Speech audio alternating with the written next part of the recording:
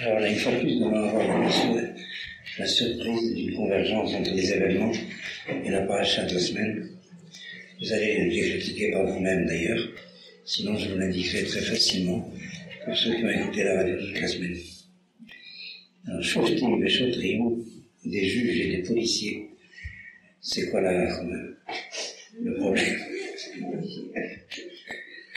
Répondez, c'est quoi le problème? Les policiers, non, c'est les juges, vous allez voir. Alors, Shoftim et Shotrim, des juges et des policiers, tu te donneras, tu installeras pour toi, Bechol Sha'arecha, dans toutes tes portes, dans chacune de tes portes. Les Sha'arim, les portes des villes, c'est précisément l'endroit où siégeait le tribunal de la ville, à l'entrée de la ville, dans le cas où différentes raisons d'islam, mais en particulier dans le cas où des étrangers arrivant à la ville avaient à demander assistance.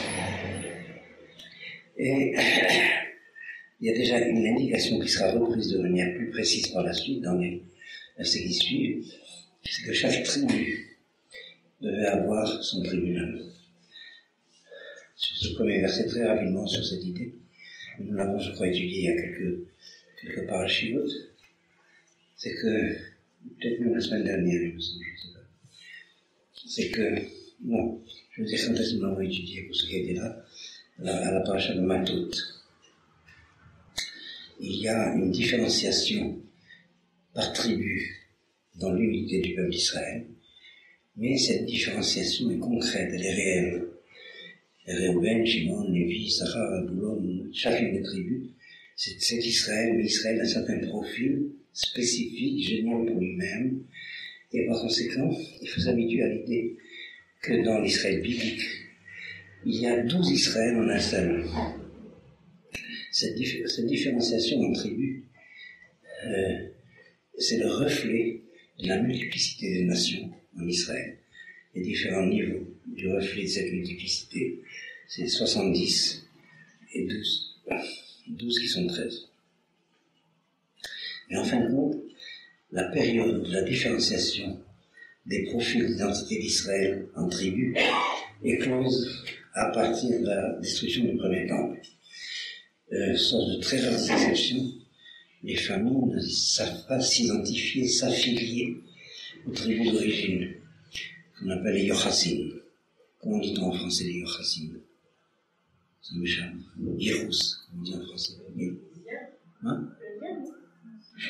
Généalogie. Généalogie ascendante. Le Yirous, c'est-à-dire le fait qu'on se rattache par les ancêtres à une source connue. C'est un mot qui est passé en yiddish, mais regardez le sens qu'il a dans l'hébreu. Et Yahes, c'est relié à Yahasi, Yahas. Eh bien, sauf de très rares exceptions, vous avez quelques familles qui ont gardé leur Sefer Yochassim, leur livre de Yirous, jusqu'au temps biblique, et en particulier, grosso modo, disons la tribu de Lévi. Bien sûr, les Lévis savent s'affilier à la tribu de Lévi. Mais il y a différentes traditions dans certaines communautés. En général, j'ai remarqué, tout ce que j'ai pu compulser, qu'énormément de familles se réclament de la descendance du roi David. Et ça nous promet des compétitions messianiques le jour de Mais il y a dans certaines communautés certaines traditions dont beaucoup sont fondées d'ailleurs. Ce genre de mémoire est important dans une communauté, dans une tradition, qui se rappelle, enfin qui se rattache à telle ou telle tribu. Mais d'une façon générale, les juifs qui se connaissent, les juifs historiques qui se connaissent, pas ceux qui sont perdus chez les nations, descendent de deux tribus ennemies, la tribu de Juda, la tribu de Benjamin, et la moitié de la tribu de Manassé, la moitié sud, la tribu de Manassé, et de la partie des Lévites qui faisait partie du royaume de Judée, qui était le royaume du sud. Mais les familles de toutes les autres tribus s'étaient réfugiées dans le royaume de Juda. Ce qui fait que les Juifs, qui sont les descendants des Judéens, récapitulent quand même d'une certaine manière l'origine est venue de toutes les tribus d'Israël, quelles que soient les dominantes connues. En particulier, il y a une dominante connue au Maroc, qui était la tribu d'Éphraïm. La Bible indique qu'il y avait des problèmes de prononciation dans la tribu d'Éphraïm, par lesquels on reconnaissait les gens de la tribu d'Éphraïm. Siboleth, Chiboleth. Et effectivement, cette confusion, disons entre le sim et le chim, était très répandue chez les Marocains au Maroc. En Israël, c'est devenu folklorique. Vous savez quelle est la définition de la Messiba chez les Marocains? Michel Baba, Michel Oba Loba. C'est le sim et le chim. Il y a beaucoup d'autres indications de ce genre. Mais d'une certaine manière, du point de vue de la halakha, on ne tient plus compte de la différenciation en tribus. Seulement, il y a une différenciation différente et de même forme originelle, je vais expliquer, qui s'est substituée, c'est la différenciation en communauté, les Haïdot. Aujourd'hui, il n'y a plus tellement de Shvatim, sinon pas de façon de parler, mais il y a des Haïdot, des communautés d'origine, de l'exil. Et effectivement, formellement, il faut bien se rendre compte que les enfants de Jacob sont tous nés dans l'exil, avec l'exception de Benjamin, qui est conçu dans l'exil, né sur le chemin. C'est tout le problème de Bethléem, tout le problème de Tever Rachel, enfin, toutes ces grandes questions qui reviennent à l'histoire, je dois dire. Non, schématisant, on peut dire qu'effectivement la différenciation des profils d'identité différents en Israël vient des paysages d'exil d'où nous revenons dans les moments de sortie d'exil. De la même manière que les tribus d'Israël, les fils de Jacob ramènent les paysages de l'exil de ce temps-là, de la même manière, les paysages humains, anthropologiques. De la même manière, les communautés revenues de l'exil ramènent une typologie très très parallèle de la différenciation des nations. C'est-à-dire, je pense que c'est clair le problème. En quoi les juifs sont différents, pas en tant que juifs, mais en tant que juifs de goïm différents. C'est clair, je suppose, la formule. J'ai l'habitude, quand je parle de ça, de dire que lorsqu'un juif marocain et un juif polonais se heurtent, c'est pas du tout le juif qui heurte le juif, c'est le marocain qui heurte le polonais. C'est le marocain qui est derrière et le polonais qui est derrière qui n'arrive pas à s'arranger complètement. S'il y a une chance qui s'arrange, c'est parce que c'est à travers des juifs. Mais s'il n'y avait pas des juifs, l'identité juive relais, eh bien ce serait impensable qu'un polonais et qu'un marocain puissent faire le même peuple. Il peut y avoir des mariages mixtes, même chez les goïms, mais faire peuple avec des civilisations, des anthropologies assez différentes, ça a été le propre d'Israël. Je pense que c'est clair. Donc c'est un sujet important pour lui-même, le problème de la différenciation en tribus. Et lorsqu'il y a l'indication que je vous ai donnée ici est extrêmement importante, c'est que chacune de ces tribus devait avoir son propre tribunal. Parce qu'il y a une connaissance concrète, profonde, familière de la manière d'être Israël de la part du tribunal de chaque tribu. Le tribunal de Réhouven n'est pas tellement compétent pour les problèmes de la tribu d'Issachar, sauf pour les cas généraux de la loi pour Israël. Mais pour tout ce qui concerne les cas de la vie quotidienne à résoudre, il y a une spécificité de l'identité que cette règle met en évidence. Pourquoi je mets cela en évidence? Parce que de notre temps, tout est, laminé. Tout est nivelé. Sauf dans les cas particuliers de résistance folklorique accusée. Et vous avez le juge de Beersheba, qui est censé être compétent pour Hedera, et le juge de Naharia, qui est censé être compétent pour Arad. À la longue, on ne peut pas ne pas se rendre compte de quelque chose d'artificiel. Bien entendu, il y a une formation de base commune à tous les dayanim, il y a une connaissance de la Yiddishkeit propre à chaque manière des juifs qui est différente. Et si on ne l'apprend pas. Et c'est pourquoi il y a très souvent des comment dire ça, je ne vais pas dire erreurs, du point de vue de la loi abstraite, c'est pas une erreur, mais il y a des inconséquences de décisions de jugement, parce qu'on ne juge pas concrètement par rapport à ce qu'il y en a à faire concrètement, mais on juge théoriquement par rapport à l'idée d'un juif théorique, au nom d'une loi théorique. Est-ce que c'est clair ce que je dis là? Vous avez compris la gravité du problème. Alors le fait que la Torah indique Shoftim Beshoterim Titemlecha Bechol Sha'alecha n'est pas inutile. Est-ce que c'est bien clair? Apparemment, on pourrait se dire, mais c'est de trop, Bechol Sha'alecha, dans toutes tes villes. Dans toutes tes villes, ça veut dire dans chacune de tes villes. Asher Hashem Elokecha Notenecha, que Hashem ton Dieu te donne, Mishpatecha, selon tes tribus, Veshafetu et Ha'am, Mishpat Tzedek. Non? C'est rare, quand je parle de ce qui se passe maintenant, Mishpat Tzedek. Commence pas à calomnier tes juifs. Veshafetu et Ha'am, et ils jugeront le peuple en jugement de justice. Je reviendrai sur la définition des termes. Alors là, de manière assez directe, on se heurte à la difficulté d'exégèse habituelle lorsqu'on rencontre ce type d'enseignement. Il semble que tout cela, ça va de soi. Pourquoi est-il nécessaire de le préciser de manière aussi particulière?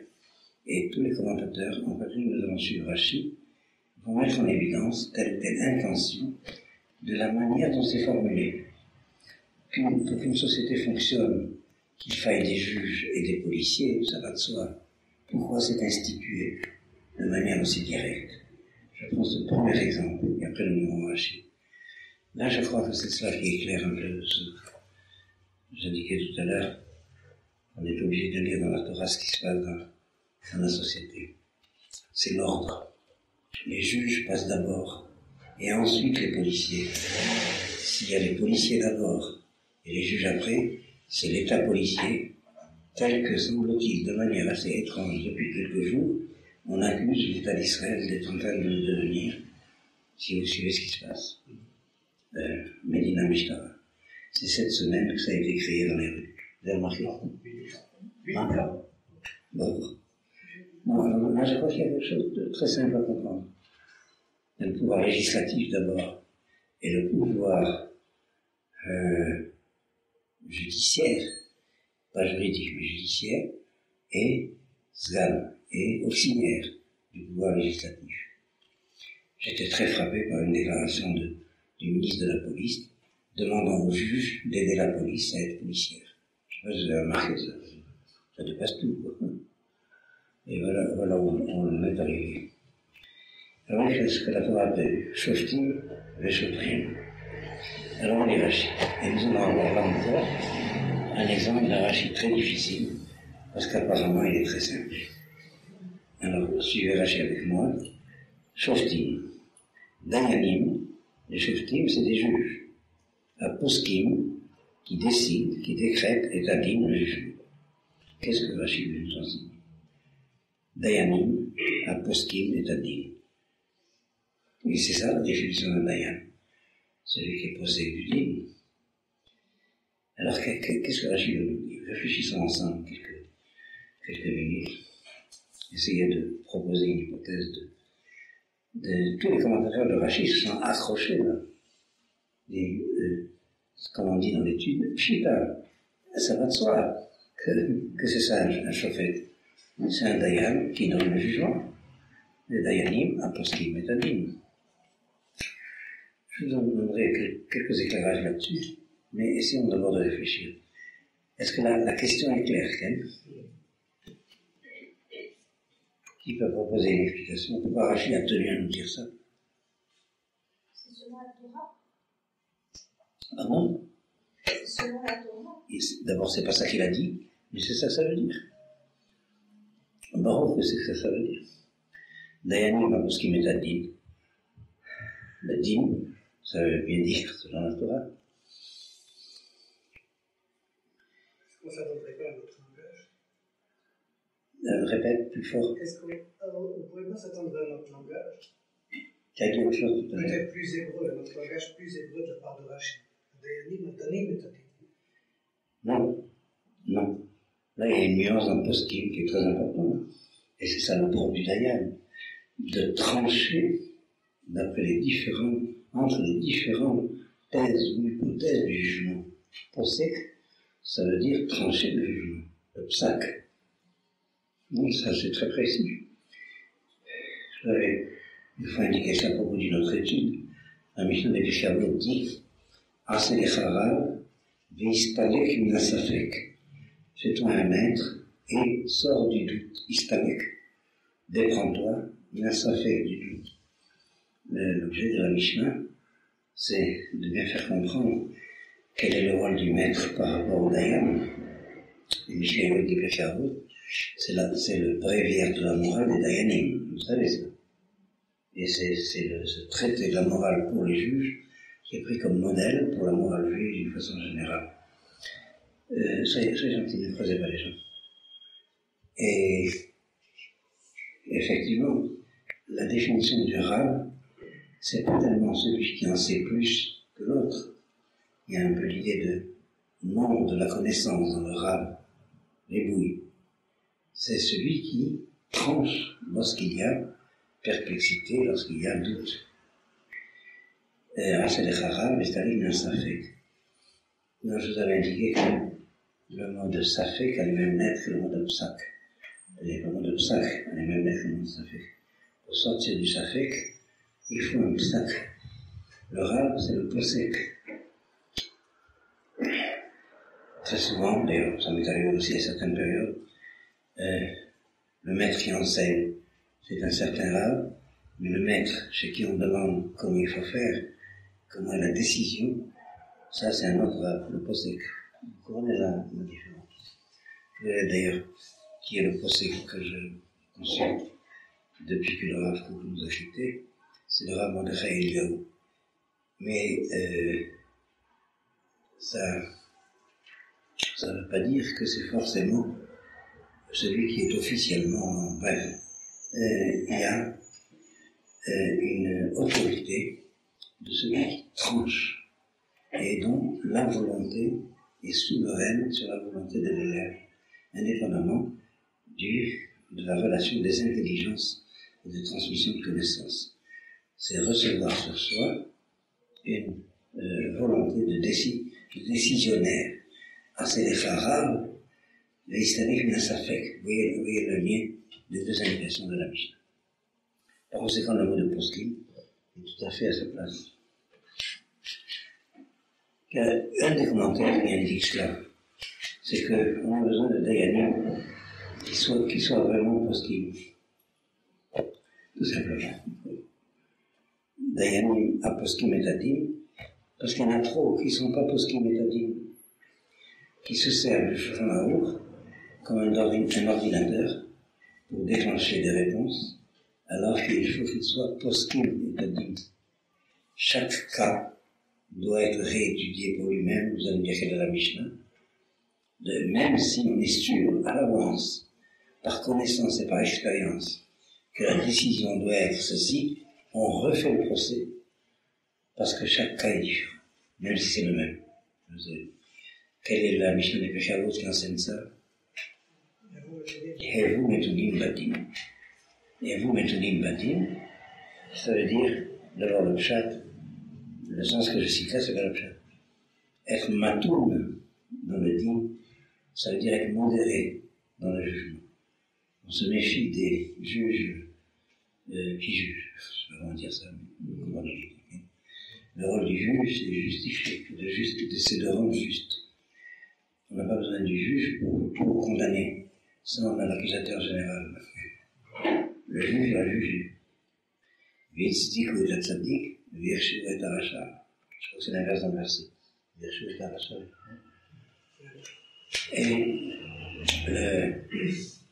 Et vous mettez une badine, ça veut dire, vous savez, il y a une espèce de vertige qui peut prendre, ça vaut pour toutes les postes de l'autorité. Il y a un vertige qui risque de prendre le juge, qui se croit obligé dans le sens fort, de condamner, d'être, comment dire en français, la main de la justice, d'être celui par qui la justice va triompher, comme si la justice dépend de lui. C'est vrai aussi, mais c'est pas pour rien que la Mishnah a dit, et vous Metonim m'a dit, soyez, on traduit, circonspect dans le jugement. Ça est le deuxième sens qui apparaît. Même si vous êtes sûr de la réponse, faites le procès. Parce qu'en faisant le procès, s'il y a un facteur nouveau qui apparaît, la réponse peut être différente.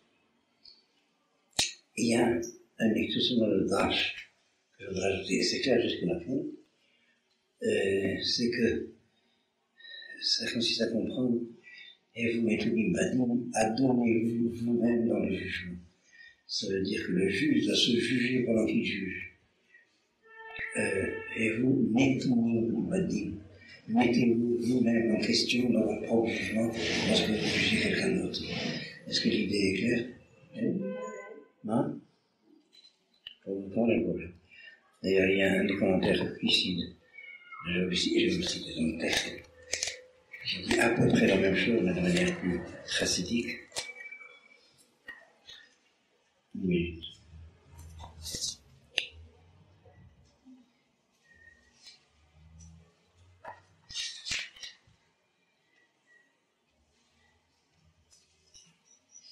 Il y a une minute que je trouve ça, comme je n'ai pas marqué.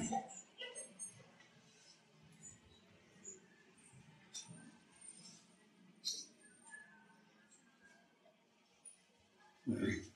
Non, c'est la deuxième. Bon, je vais vous lire sur le verset, regardez. Shoftim veshotrim titem lecha. Des juges et des policiers, tu te donneras à toi. C'est-à-dire à toi-même. C'est-à-dire les juges et les policiers, c'est pas pour juger quelqu'un d'autre, mais c'est pour juger toi-même. Shoftim veshotrim titem lecha. Et ça s'adresse au juge lui-même.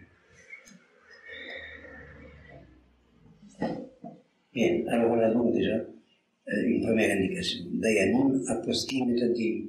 C'est la définition du dayan dont on avait besoin, le posek. Est-ce que c'est clair? Et effectivement, il y a énormément de trucs dans la rabbinique. Surtout en diaspora, je dois dire. Par excès de scrupules, les juges n'osent pas décider. Et c'est pourquoi vous avez énormément de tribunaux rabbiniques. Enfin, je suis surtout familier aux problèmes qu'il y a dans les tribunaux rabbiniques en France.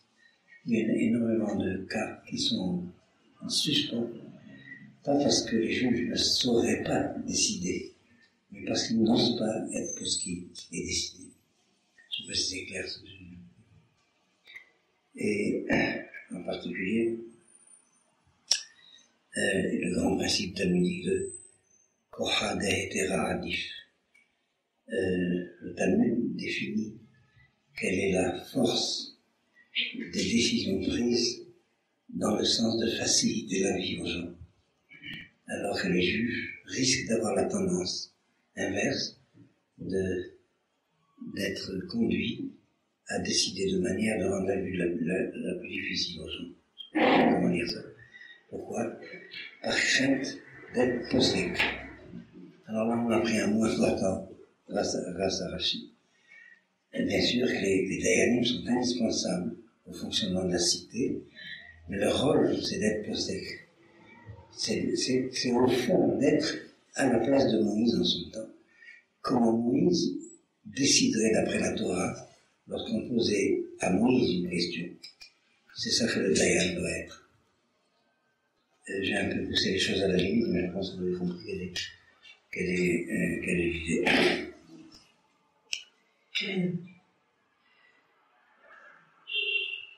Bien, il y a d'ailleurs d'autres commentateurs de Rashi qui, en s'appuyant sur la suite de Rashi que nous allons lire,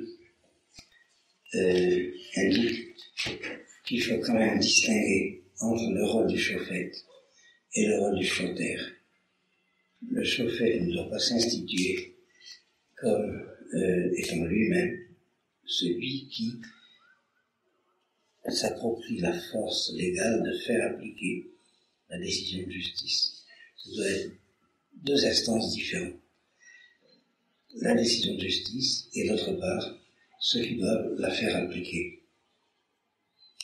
Donc, Dayanim Apostkim Metadim, et pas Dayanim Marodim Metadim.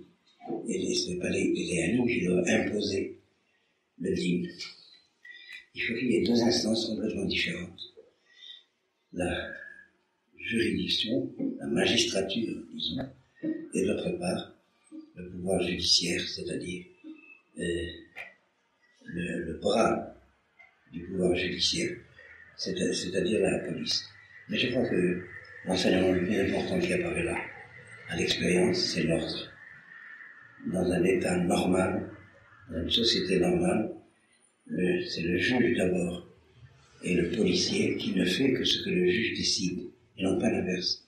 Que le policier décide, et ensuite que le juge justifie ce que le policier a décidé. Ce qui, encore une fois, est en train de risquer d'arriver avec le gouvernement actuel, où on voit cette importance hypertrophiée du ministre de la police par rapport aux autres ministères, et en particulier le Sarabishpatim, comme on dit en français, le ministre de la Justice. Il est évident que nous avons un régime où le ministre de la police est beaucoup plus important que le ministre de la Justice. Voilà, vous voyez à quel point la Torah est actuelle de manière éternelle. Alors on suit dans Rashi. J'ai d'abord fait la définition de Chetrim. C'est dans Sanhedrin, page 15, c'est la page 16, à Rodin, qui impose, qui s'instaure comme souverain sur Rodé, c'est comme Rodan. Rodan, ça veut dire tyran. À Rodin et Aram, Achar Mitzvotam, qui Rodin, aidez-moi à traduire, qui impose au peuple, après la décision de justice, chez Makim, qui frappe le Koftim, et qui impose le Makel, le Birtzora, et pas seulement à hasard, Hachim Kavel Alav Dinashovi. Jusqu'à ce qu'il accepte le jugement du juge. Mais encore une fois, vous voyez l'importance de l'ordre. Et c'est le juge qui décide, et non pas l'inverse, que la police définie comme, comment on dit, suspecte. Non, en français, mais définie comme, on dit ravalien. Comme délinquant, quelqu'un que le juge n'a pas défini comme délinquant, et se met à le frapper avant la décision de... Voilà, exactement ça. C'est clair? Bechol Sha'alecha, dans toutes tes portes, Bechol Eir Va'ir. On lit la fin du verset, Veshashtu, et Taha Mishpat Tzedek. C'est différenciant entre Mishpat et Tzedek. Mishpat, c'est le jugement. Tzedek, c'est la justice. C'est-à-dire dans Mishpat, il y a le comportement légal du tribunal qui doit décider quelle est la décision de la loi de justice pour le cas particulier qui est en train d'être jugé. Ça, c'est le Mishpat, le jugement.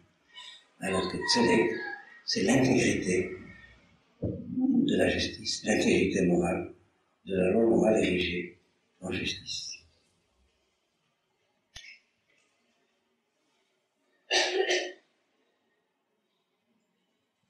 Est-ce que jusque-là vous avez une question?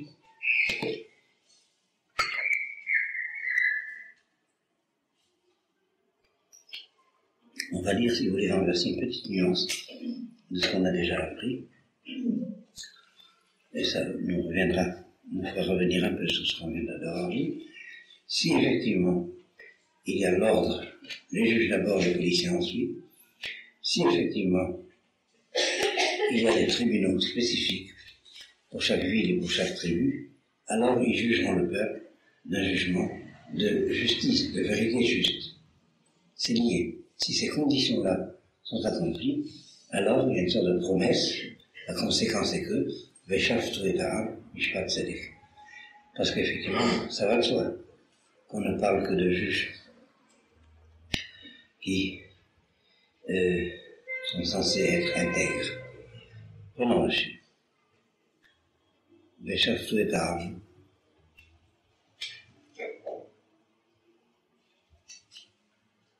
Viens de Rachid,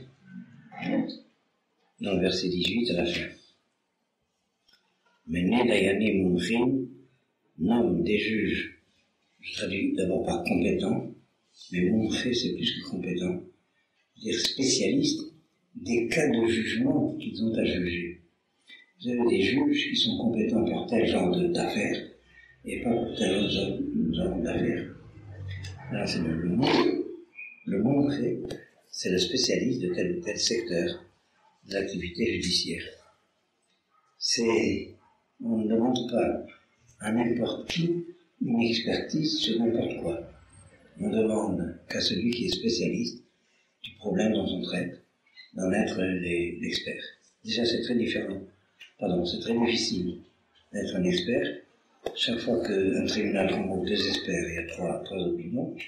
Mais malgré tout, il y a cet avertissement qu'il faut se méfier au moment où on nomme un juge. Parce qu'une fois que le juge est nommé, la justice va dépendre de lui. Or, je crois que y a une règle traditionnelle qui n'est plus vraiment employée.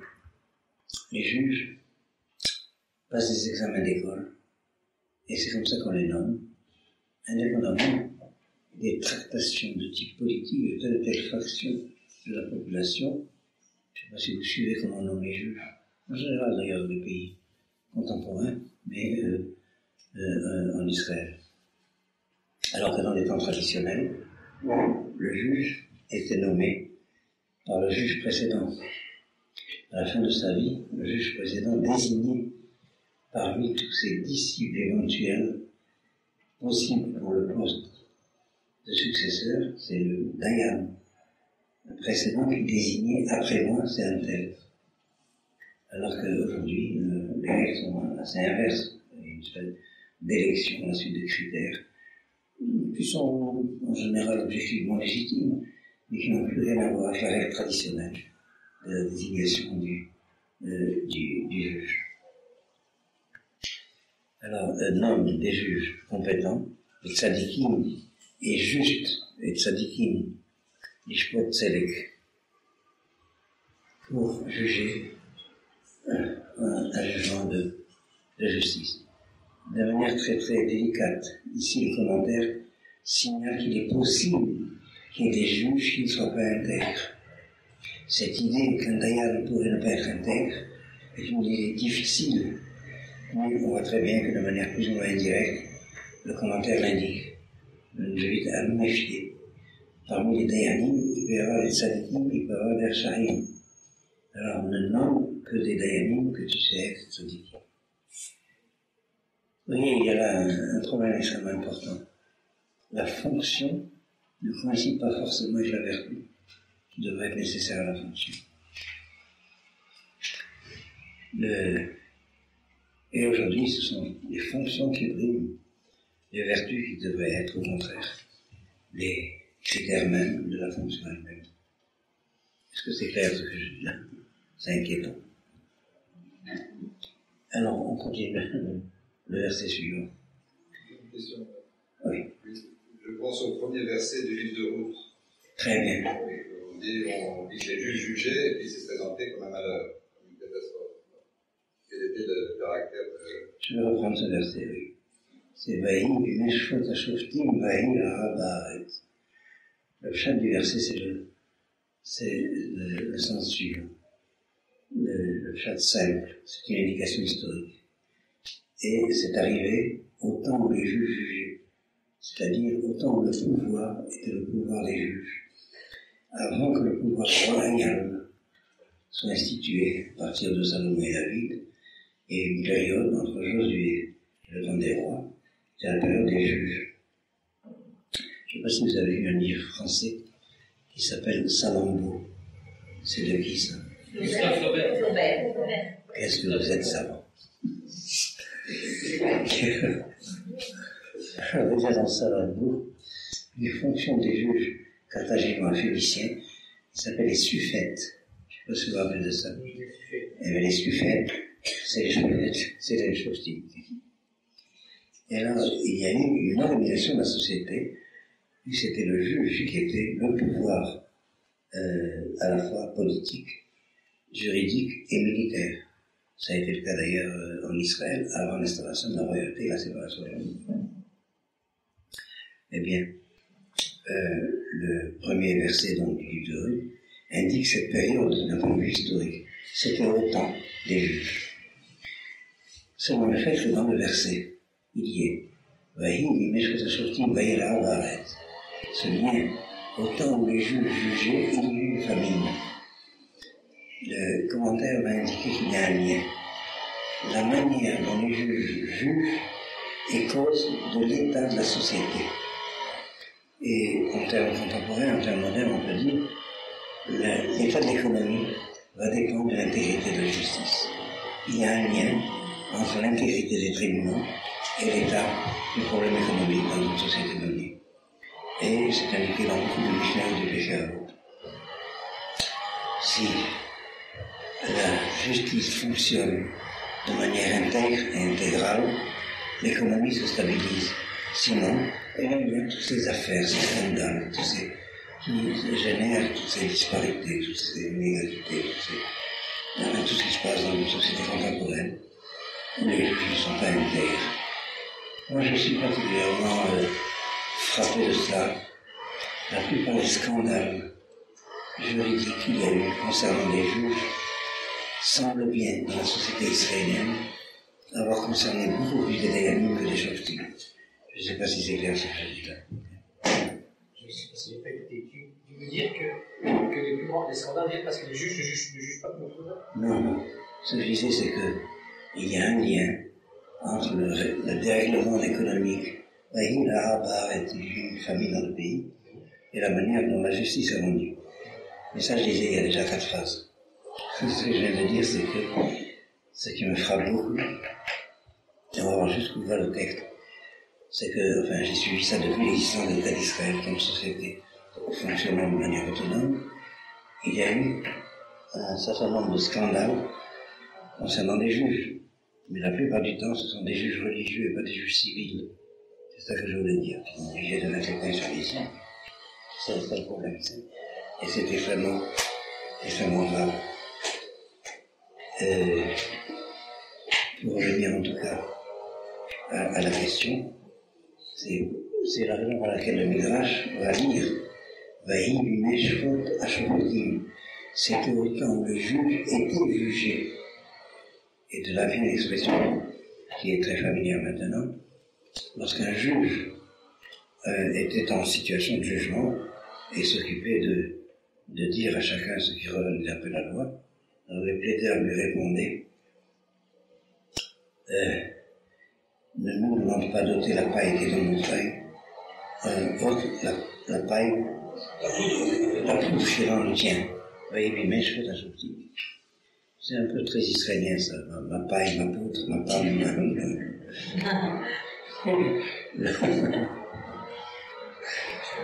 c'est pas si je crois dans le vocabulaire des évangiles aussi. Eh bien, tu vois comment le Midrash indique cela. Lorsque les juges sont à être jugés, il y a une famille. Et quel est le lien de l'exégèse? Et les juges sont à être jugés, quand ils se mettent à juger, au lieu de fonctionner comme juges, c'est-à-dire de stabiliser la justice dans la société, de justifier dans le sens étymologique. On n'a pas besoin du juge pour accuser. Ça, c'est l'accusateur. Quelle est la Mishnah qui indique ça? C'est Ata'as Asmecha Kerocha Dayanim. Ça s'adresse au juge. Ne fonctionne pas comme un avocat, que ce soit l'avocat de la défense ou l'avocat de l'accusation. La fonction du juge est une fonction extrêmement difficile. J'ai eu un maître, je vais dire son nom d'ailleurs, qui était un grand d'ailleurs, c'est le Rafin Guérou, son nom est Wacha. Je sais pas s'il y a des Algérois parmi vous, ça s'appelle du Raffinéo, qui était Ashkenaz d'ailleurs, et qui a été le fondateur du Bédine de Paris, après le rapatriement des Algériens. C'était un homme extrêmement scrupuleux, et était cardiaque. Et il me disait, je sais très bien que ma maladie vient de la fonction du juge. Chaque fois que le téléphone sonne, je me demande quelle catastrophe il faut que j'arrange. C'est-à-dire, il y a une, je ne sais pas si c'est clair, c'est juste. Et alors, il est devenu vraiment cardiaque. Et être cardiaque, je ne sais pas si vous savez ce que c'est, mais ça fait pas tellement du bien. C'est une maladie pénible. Quoi qu'il en soit, comprenez pourquoi, dans la société juive traditionnelle, le Dayan, c'était la figure respectable de la société. Il y avait les rabbins, il y avait le Hacham, mais quand il y avait le Dayan, qui était aussi rabbin, qui était aussi Hacham, mais qui est Dayan, ça c'est autre chose. Vous voyez donc l'indication que nous avons. La fonction du juge, c'est pas de juger dans le sens d'accuser, c'est de rendre juste, de rendre sadique celui qui était Rachar. Et c'est dans le jugement que ça se fait. Or, nous avons comme fond du problème un problème de civilisation énorme. C'est les civilisations, c'est surtout Rome qui est là, qui substitue la légalité à la moralité. Alors que tout le message de la Torah, c'est de prendre la moralité comme l'égalité. Mais on comprend la difficulté. C'est que les Dayanim risquent de fonctionner comme les juges romains. D'ailleurs, la notion du droit dans les sociétés modernes, c'est le droit romain. Et c'est le légalisme pointilleux, le pharisaïsme entre guillemets, des calomnies romaines contre les rabbins. Vous voyez ce qui se passe. On comprend pourquoi tous ces détails nous sont donnés dans la Torah. Celui qui est le plus vulnérable au risque de transformer la moralité en légalité, c'est précisément le juge. Alors méfiez-vous. D'où ce verset. La famine, et la famine, dans tous les niveaux de lecture, c'est pas seulement la famine économique du pain, la farine, c'est la famine de la parole de Dieu.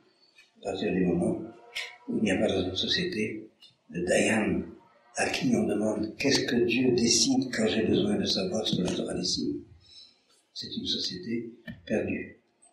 Vous voyez à peu près la gravité du problème.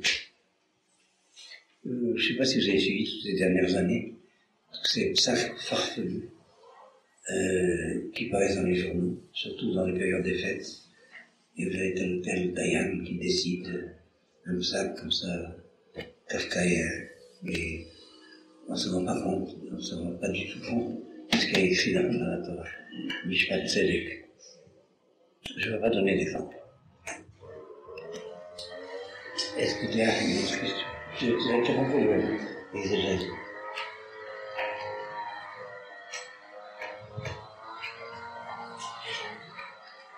Alors on continue. Lotate Mishpat. Tu ne feras pas dévier le jugement. Lotakir Panim. Tu n'auras pas de reconnaissance du visage. Littéralement, ça veut dire tu ne préféreras pas se disqualifier, se récuser comme juge. Il y avait une règle quand les tribunaux fonctionnaient selon la loi talmudique que les plaideurs devaient s'arranger à être habillés de la même manière. S'il y avait un riche et un pauvre, le riche devait habiller le pauvre de la même manière que lui était habillé.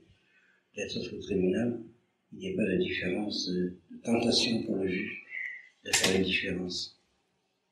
C'est très difficile d'être juge de vérité. Si vous avez un procès entre un homme connu comme pieux et un homme connu comme pas pieux, imaginez que le juge se trouve dans la tentation de privilégier l'homme pieux à l'homme moins pieux. Toutes ces tentations-là, la Torah met en garde. Et elle va annoncer, j'anticipe un peu, que si le juge ne fonctionne pas en tant que juge de vérité, l'exil vient. La conséquence, c'est la perte du pays. Ça va jusque-là. Ça se relie aussi avec le début du livre de Ruth. Alors,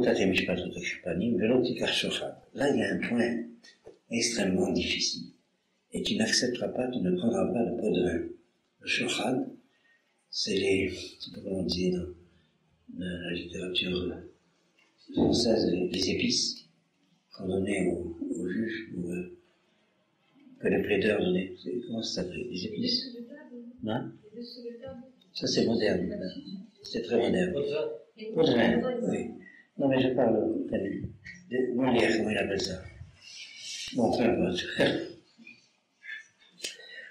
Qu'est-ce que ça veut dire qu'un juge accepte un shohad? Mais le shohad, ça peut être aussi spirituel, ça peut être aussi de notre ordre que simplement de l'argent. Mais vous avez remarqué à quel point les fonctionnaires dans les grandes affaires du pays, en Israël, sont toujours suspectés de faire anonyme, d'avoir de malversations, parce qu'ils ont accepté des cadeaux, des prébendes. Qui a shochad, car le shochad aveugle les yeux des sages, salef des vrais tzadikim, et falsifie salef les paroles des justes. La lecture habituelle, c'est le pshat direct, c'est que les chachamim et les tzadikim sont les juges eux-mêmes. Mais là, il y a une difficulté. Est-ce que vraiment la Torah peut prévoir que les juges en Israël sont soumis à la tentation du shochad? Alors, première réponse, oui, la Torah, elle est Torah de vérité, elle sait comment elle sera la réalité de la vie. Mais je vous donnerai une autre lecture. Dans Rashi cite le Sifré, Velotikar shochad, et tu n'accepteras pas de pot de vin. Le Sifré dit, Afilu mishpot tzedek, même pour juger comme il faut juger, c'est-à-dire en toute justice.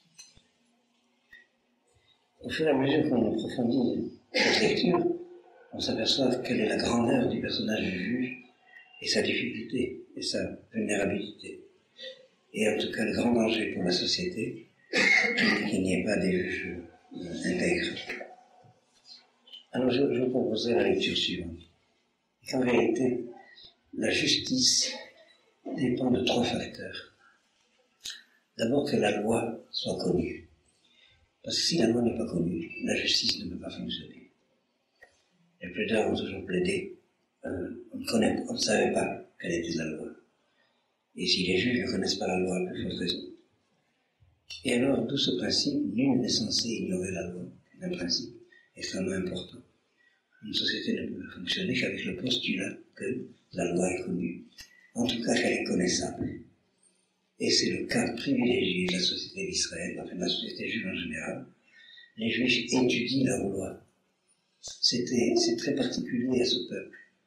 Je ne connais pas d'autre exemple d'un peuple dont la vertu de la recherche de la connaissance, c'est précisément d'étudier la Constitution. C'est premièrement d'étudier la Constitution. Imaginez un peuple amoureux du code de la route. Or, c'est le cas entre Israël et la Torah. Il y a un amour entre Israël et la Torah. Simchat Torah, Matan Torah, Israël danse avec la Torah. Dans quel peuple on danse avec le code de la route? Eh bien, il y a effectivement ce cas particulier de l'accessibilité à la connaissance de la loi. Énormément de juifs passent leur vie à étudier quelle est la vérité de la loi. Et ne croyez pas que c'est gratuit. Je me rappelle d'un grand maître d'Angleterre d'ailleurs, j'ai oublié son nom, que j'avais rencontré à Paris, et qui disait, je pense à lui, et qui disait énormément de passages dans le Talmud qui n'auront jamais d'application pratique. Et pourquoi on les étudie avec tellement de ferveur? Et parce que c'est la loi, c'est-à-dire la volonté de Dieu, c'est ainsi que doit être la vérité. Et lorsqu'on étudie ces passages du Talmud, on étudie la volonté de Dieu, même si les circonstances concrètes feront qu'on n'aura jamais à s'occuper de ce problème. Et donc, ce premier facteur, c'est leur postulat, c'est évident. La loi existe en Israël connaissable. C'est clair que je dis. Et c'est le témoignage de ce que dans toutes ces yeshivot. Qu'est-ce qu'on fait dans toutes ces yeshivot? On étudie la loi. Deuxième facteur, c'est fini ça. Deuxième facteur, c'est l'intégrité des témoins. Et troisième facteur, l'intégrité des juges. Et je crois que l'intégrité des témoins, nous allons le voir dans le texte, dans cette lecture, est beaucoup plus importante encore que l'intégrité des juges. Parce que c'est à travers les témoins que peut se réaliser la reconstitution du cas que l'on doit juger. Le juge ne connaît le cas qu'à travers ce que les témoins en témoignent. Et par conséquent, même si la loi est connue, même si le juge est intègre, si les témoins ne sont pas des témoins de vérité, la justice n'est pas possible. Ça nous fait comprendre l'importance déjà dans les 10 commandements de l'interdiction du faux témoignage. Et l'importance du problème du témoignage en soi.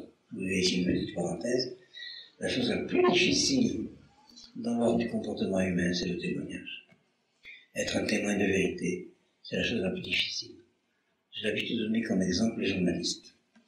Le même fait raconté par des journalistes différents est un fait différent. Est-ce que les journalistes, ça existe? Est-ce que les historiens, ça existe? Être capable d'être témoin de vérité. Mais qu'après n'importe quel événement important, vous lisez 4 journaux, c'est 4 événements différents. Être témoin, c'est quoi? C'est dire ce qu'on a vu, c'est savoir dire ce qu'on a vu. Il y a ici 2 capacités très importantes, savoir voir et savoir dire. C'est un peu à quoi fait allusion le verset. Car le pot de vin en question, Ashochat, il y a aveugle les yeux des sages. Il faut être sage pour savoir voir. C'est les témoins. Visalef et falsifie les paroles des justes. Qu'est-ce que c'est le témoin? C'est celui qui dit ce qu'il a vu. Celui dont la parole restitue la connaissance que la vision lui avait donnée. Est-ce que c'est clair ce que je dis là? Et un témoin par la vision est plus important qu'un témoin par l'ouïe. Le principe canonique, c'est Gadol Reia Mishmi'a. Voir, c'est plus important qu'avoir entendu pour un témoin. Si le témoin peut dire j'ai vu, c'est plus fort que s'il dit j'ai entendu dire que. C'est clair. Alors donc, qu'est-ce que c'est le témoin? C'est celui qui transforme en parole de Varim ce qu'il a vu par les Enaïm, les yeux. Alors vous remarquerez que la première lettre de Aïn, c'est Aïn, et la première lettre de Davar, c'est Dalet, et qu'ensemble ça fait Ed, ça veut dire témoin. Un témoin, c'est celui qui met en parole ce que ses yeux ont vu. Et alors ici, le verset va beaucoup plus loin qu'on pourrait croire. Ça veut dire que le shofar, si le juge accepte un shofar, cette tentation du juge, alors, même lorsque le témoin est un témoin de vérité absolue, c'est son témoignage est mis en congé, comment dire. Le shofar pris par le juge aveugle les yeux des sages et falsifie les paroles des justes, c'est-à-dire les témoins. C'est clair? Non? On continue.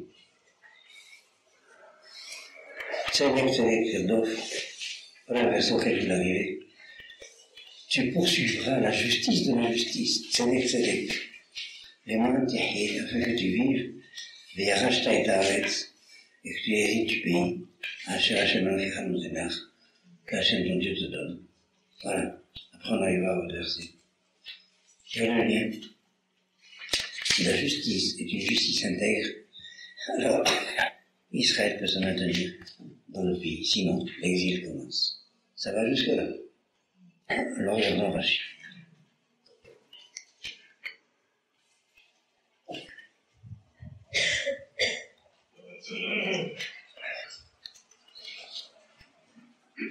C'est écrit les Tirdot, Rashi cite le Sifré et la Gemara Sanhedrin. Alors, Ahar Bet Din Yafé. Il faut suivre, il faut préférer un tribunal beau, un tribunal, comment dire, compétent. C'est énorme ça. Parce que ça veut dire qu'il y a des tribunaux qui ne sont pas Yafé. Et c'est clair. C'est plus compliqué que ça.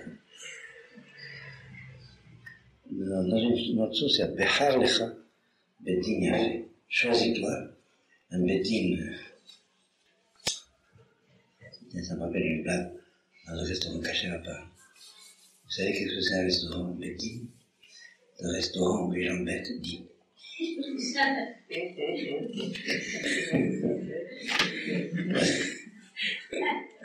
Parce que bien sûr, les intelligents, ils sont la cache-route de l'acte. Voilà quel est l'enchaînement du verset. Tzedek, tzedek, tzedek. Ici, c'est important de signaler. La Torah ne définit pas qu'est-ce que c'est tzedek. Elle ordonne de rechercher le tzedek du tzedek. Et, c'est-à-dire, non pas ce que la lettre de la loi définit comme la légalité, mais l'intention de la Torah. Parce que la Torah a demandé ce qu'elle a demandé. Le tzedek du tzedek. Je reviens toujours en simplifiant. C'est un problème extrêmement vaste, c'est un problème de civilisation qui a traversé toutes les civilisations. La tension entre la moralité et la légalité. C'est ça le fond du problème. C'est qu'il y a la lettre de la légalité et il y a l'intention de la Torah. Donc la Torah a demandé ce qu'elle a demandé. Et c'est ça ce que le juge doit mettre en évidence. Pas qu'est-ce qu'il y a d'écrit, mais qu'est-ce que la Torah voulait en demandant ce qu'il y avait d'écrit. Ça c'est un dayan, ça c'est un postek. Sinon, c'est un fonctionnaire qui appuie sur une touche d'ordinateur et la réponse arrive automatiquement. On n'a pas besoin de juge pareil. Je veux dire qu'elle est, au fond, à mon sens, le point le plus grave de ce problème. En civilisation contemporaine, c'est facile à comprendre. Il y a les enseignants des facultés de droit et il y a les juges. Il y a les professeurs de droit et il y a les juges. Eh bien, un professeur de droit est incapable d'être juge parce qu'il sait trop de choses, des hypothèses du droit, pour être capable de décider.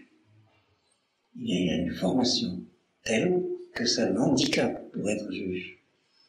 Je vais vous donner d'autres exemples dans d'autres domaines. Or, malheureusement, dans beaucoup de tribunaux rabbiniques, les dayanim ont été formés dans des yeshivot, c'est-à-dire dans les facultés de droit. Alors que normalement, un dayan est formé chez un dayan. Je ne sais pas si c'est clair. Est-ce que c'est clair? C'est pourquoi ils sont, d'une certaine manière, paralysés et conduits par scrupule de piété à être des accusateurs plutôt que des juges. J'ai un peu exagéré, mais pas tellement. Moi-même, dans la réalité, c'est pire. Je vais raconter une histoire qui m'est arrivée après une expérience. J'ai déjà raconté une fois, peut-être, à celle-ci de l'année dernière ou l'année d'avant. Comment j'ai compris cela, qu'un professeur de droit ne peut pas être juge. Même si un juge peut être capable d'être professeur de droit. Est-ce que vous voyez la différence? Quand j'étais très très jeune éducateur en France, j'ai eu à m'occuper d'un cas où la décision était évidemment, d'après ce que je savais de tout, le problème, Torah, Talmud, chasse au poskim, Shulchan Aruch, il fallait faire divorcer un jeune couple qui s'était marié indûment, d'après la loi. J'étais très embêté parce que faire divorcer des gens, ils auraient divorcé aveuglément. Et à l'époque, il n'y avait pas de tribunal rabbinique à Paris, et on a l'habitude, il n'y avait pas de tribunal rabbinique, de prendre l'avis de 3 rabbins et de décider d'après la majorité des 3 rabbins. Comme vous allez le voir, les 3 rabbins à qui j'ai posé la question m'ont donné finalement le même avis dans des formes différentes.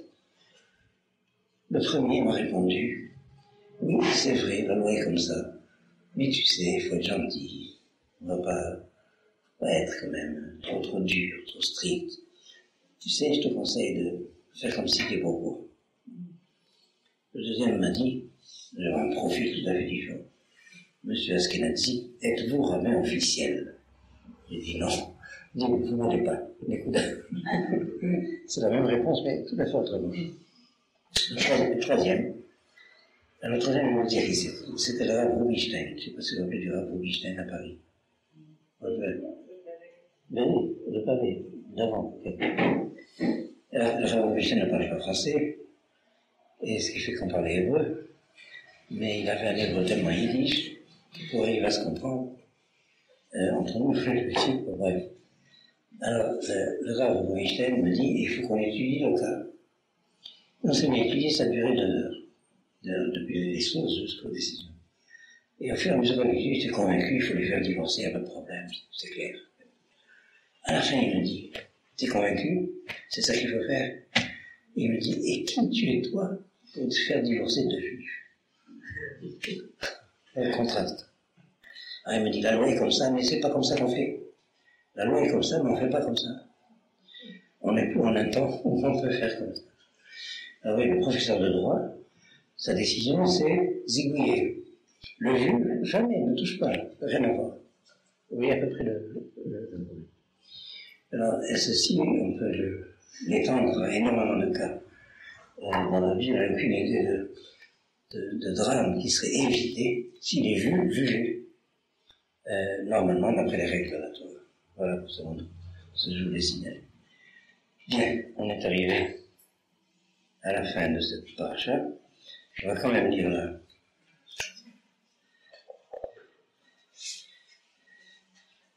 Lisez Rachid dans Gemaran Tichye Ve'arashta, afin que tu vives et que tu hérites du pays que Dieu te donne.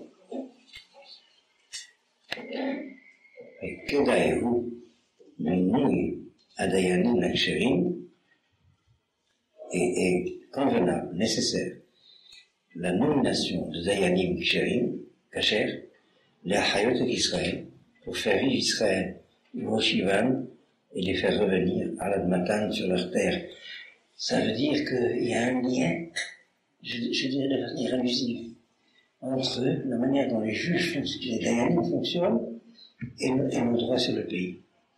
Vous voyez à quel point c'est écrasant de voir des Dayanim qui prétendent qu'on peut rendre le pays aux Arabes, et le fait que le gouvernement veut rendre le pays aux Arabes. Oui, mais c'est ce qu'ils disent eux. Ce sont des Dayanim qui disent ça. Il y a un lien, un fait entre ces deux. Je ne veux pas souhaiter qu'ils aient besoin des opticiens, parce qu'il y a avec. Bon. Alors on dit, l'otita lecha shera, tu ne te planteras pas pour toi d'idoles. C'était les idoles qu'on appelait Asherot.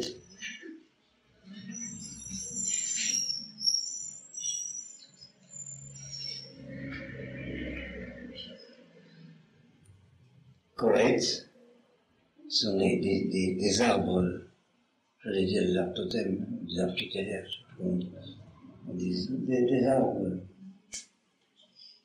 qui étaient lieux d'idolâtrie. Etzel Misbach Hashem Elokecha Sheta'aselach, à côté de l'autel d'Hachem ton Dieu que tu te feras. Il y a l'idée des civilisations où on rendait la justice sous des arbres. Il me semble qu'il y a une image comme ça avec Saint-Louis et... C'est ça? C'est-à-dire qu'il y a un lien entre l'idolâtrie et la justice, non, je dis l'inverse. Il y a un lien entre le fait que la justice n'est pas rendue de manière juste et l'idolâtrie. C'est un peu la question que vous lui avez posée. La première consigne, que la justice soit intègre. La deuxième consigne, ne plantez pas des arbres idoles à côté desquels vous rendrez la justice. Voilà grosso modo, si vous voulez, le lien entre ces deux prescriptions. Est-ce que c'est possible de se dire que le père également il parle de Kadra, pas du bois. Non, il ne s'agit pas du tout de ne pas faire un hôtel de bois, mais de ne pas planter d'arbres sacrés, voilà ce que je cherche. Vous savez, dans toutes les civilisations, il y avait des arbres sacrés.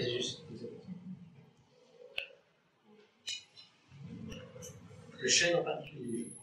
Probablement. Bien. Alors ça, c'est concernant les juges et les policiers. J'ai toujours été frappé d'ailleurs Chaque année je relis ce texte, du lien qu'il y a entre l'intégrité des juges et l'exil, et le risque d'exil. Et je crois que ça vaut la peine de mettre ça en évidence. Nous vivons ça concrètement, existentiellement, de manière aiguë dans la société d'Israël, beaucoup plus que dans toute autre société, mais c'est vrai dans toute autre société. L'état de la moralité dépend de la justice. Ça a l'air paradoxal.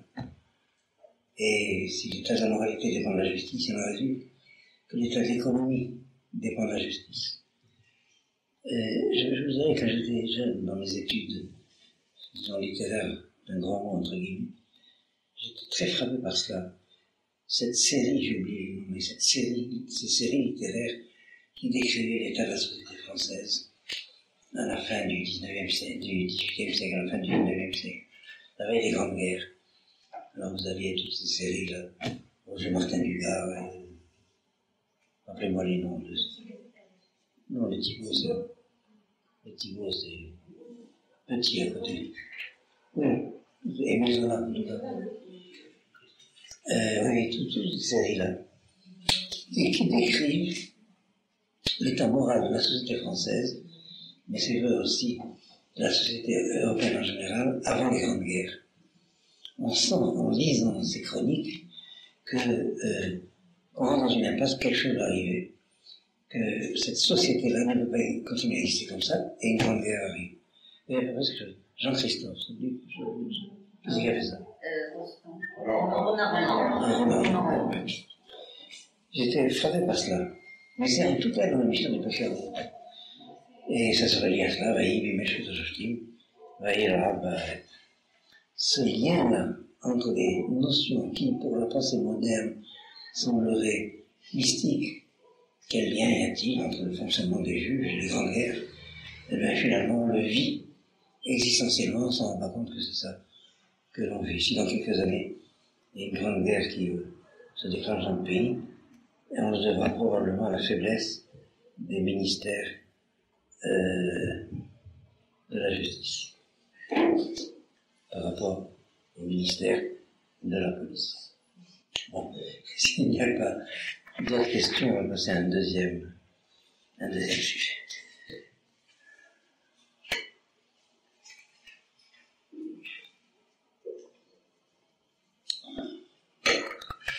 Alors prenez le texte au chapitre 17, verset 8.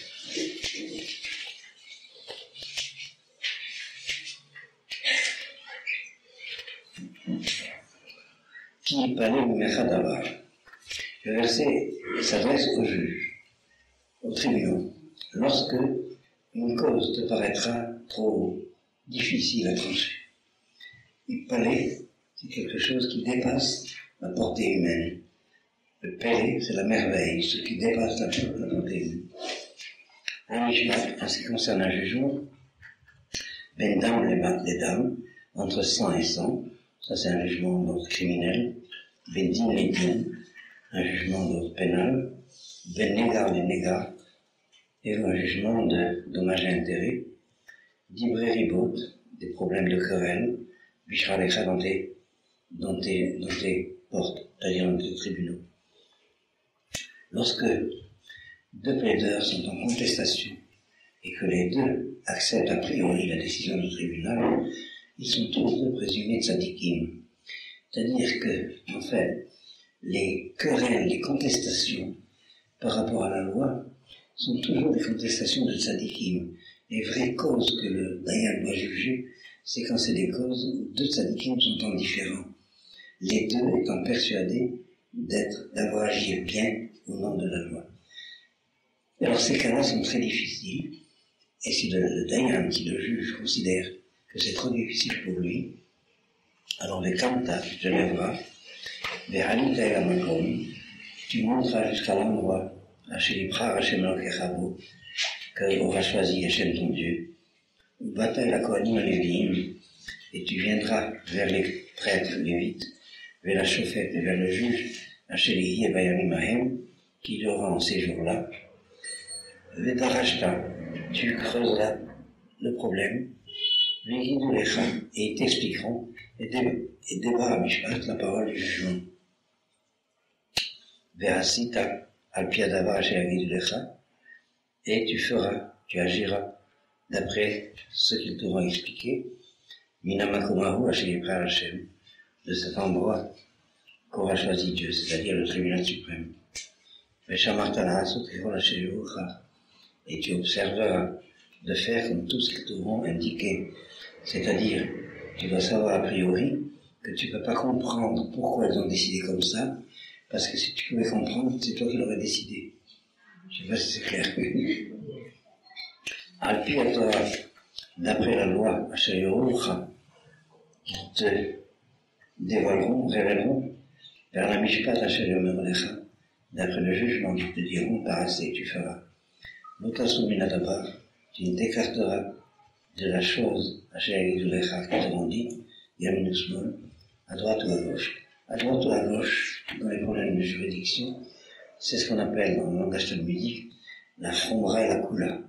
La kula est à droite, la chomra est à gauche.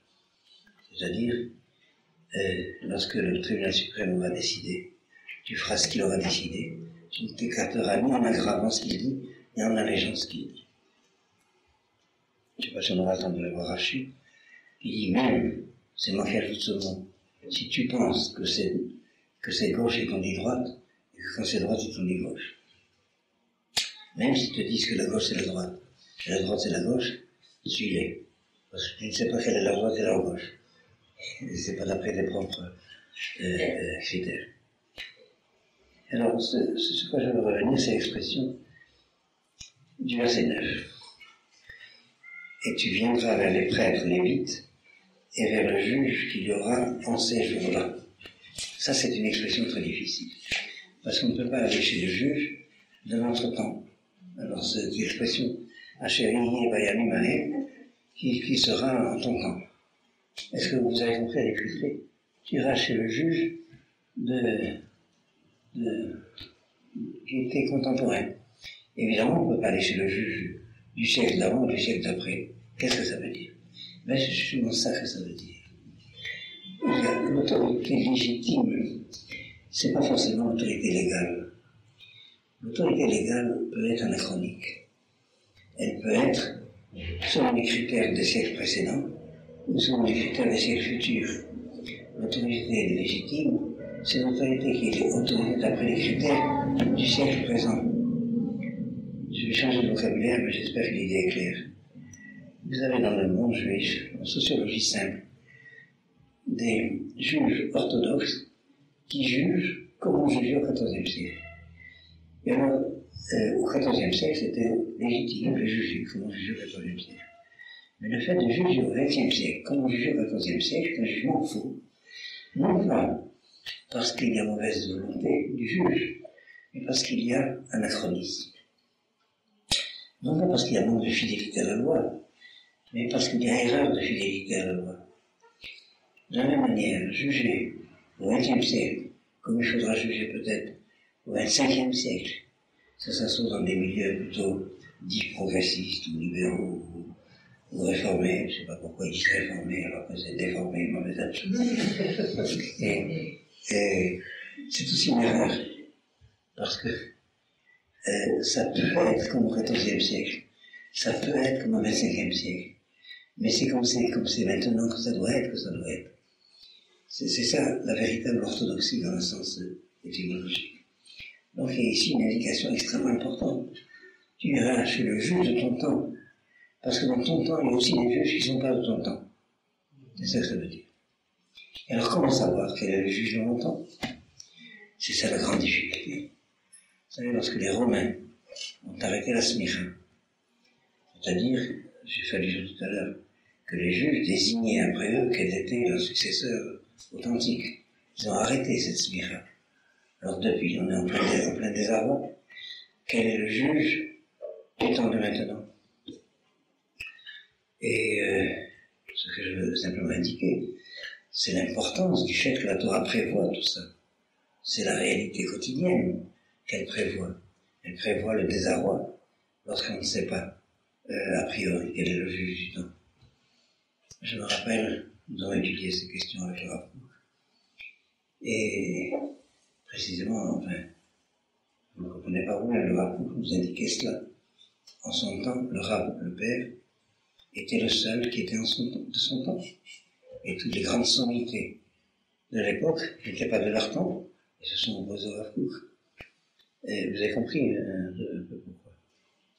Alors il nous disait, en expliquant l'enseignement de Maïmonide, qui est très important du point de vue de ses définitions de juridiction authentique, Yahid verabim, halakha kerabim. Lorsqu'il y a une opinion d'un individuel, Yahid, comme on dit en français, c'est pas individu, hein? Pas le plus fort, n'entends pas. Isolé. Yahid, c'est plutôt seul qu'isolé. Unique. Et puis il y a la majorité de l'autre côté, la loi est comme la majorité. Mais qu'ils soient tous des dayanim. Et Maïmonide ajoute, Ve'im aemetito, mais si la vérité est avec lui, ou le rabim, c'est lui le nombreux. Alors oui, la difficulté du critère. Okay? Et alors le Rav Kook insistait sur le sens du mot Yahid. Il disait, oui, les Yahid, ça veut dire les Yahid exceptionnels, à part des... C'est clair. Et d'ailleurs, il nous disait en filigrane, c'est ça le sens profond de Hachem ou Elohim. Hachem Yahid, Elohim Rabim. Mais c'est lui le Rabim. Hachem ou Elohim. Vous avez compris, c'est le Yahid. Eh bien, c'est un peu cela. La grande difficulté, c'est ça. Arriver à savoir, et ceux qui ne le savent pas, pourquoi ne le savent-ils pas? Quel est le chauffeur du temps? Quel est le cadeau du temps? Est-ce que c'est le Rav Kook? Ou est-ce que c'est les gens de la Charim ou de Bnei Brak? C'est ça le fond du problème. Celui qui spontanément va à Bnei Brak, eh bien, c'est qu'il fait partie des Bnei Brak. Les Brak. C'est vrai, ils sont braqués. Non, je dis, c'est ça le drame de notre génération.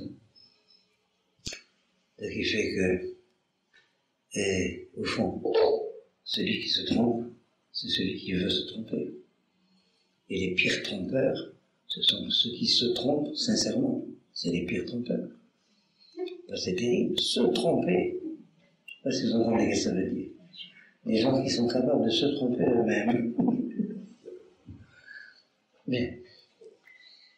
Voilà donc ce que je voulais aussi indiquer. Et quelles sont les questions qui vous restent, si vous en avez. Alors je le répète.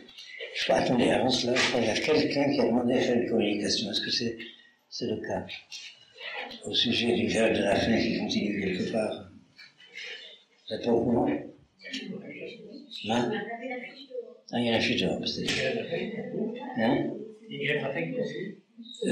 Officiellement, cette grève de la faim qui a atteint son objectif, s'est achevée. Il y a toujours des mahmirim. Alors on est venu me demander l'autorisation de vous faire savoir qu'il y a quelqu'un qui continue le grève de la faim et qui ne devrait pas être tout seul. Bien, vous déciderez. Alors en tout cas, je m'excuse à l'avance de ne pas être là, mercredi prochain, mais le cours aura lieu, ainsi que le cours suivant d'ailleurs. Et puis entre Rosh Hashanah et Kippour, il y aura un séminaire sur la Teshuvah. Tout ça, ça vous sera distribué dès que ça sera imprimé. Alors en tout cas, à bientôt.